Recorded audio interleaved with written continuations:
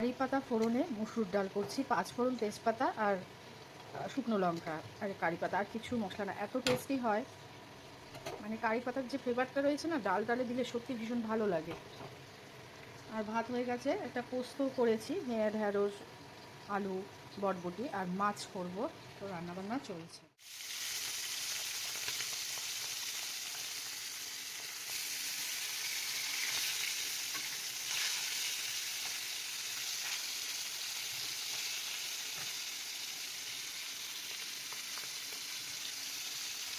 মাছ ভাজা চলছে, পঞ্চাশ মাছ সর্ষে দিয়ে করবো, কারণ আমাদের বাড়িতে সবাই পঞ্চাশ মাছ সর্ষে দিয়ে খেতেই বেশি পছন্দ করে।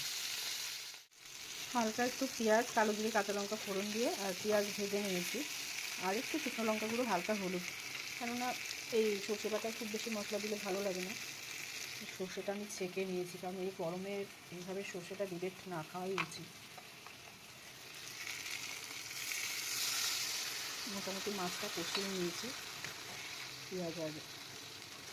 পেঁয়াজের সাথে। তো এবার আমি হালকা একটু জল দিয়ে 5-7 মিনিট ঢেকে রাখবো, কেননা সর্ষে দিয়ে বেশি ফোটালে খেতে হয়ে যাবে। মাছের ঝোল হয়ে গেল, শাকটা হয়নি, শাকটা টাইমে হলো না, এখন বসাবো শাকটা, আগে ছেলেকে খেতে দিয়ে নেব।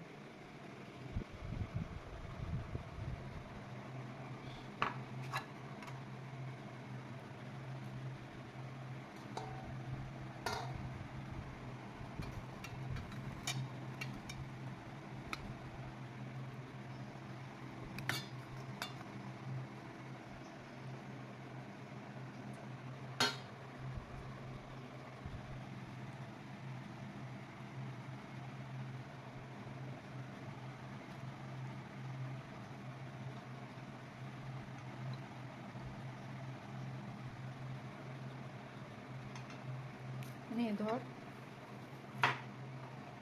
হাতটা সরা।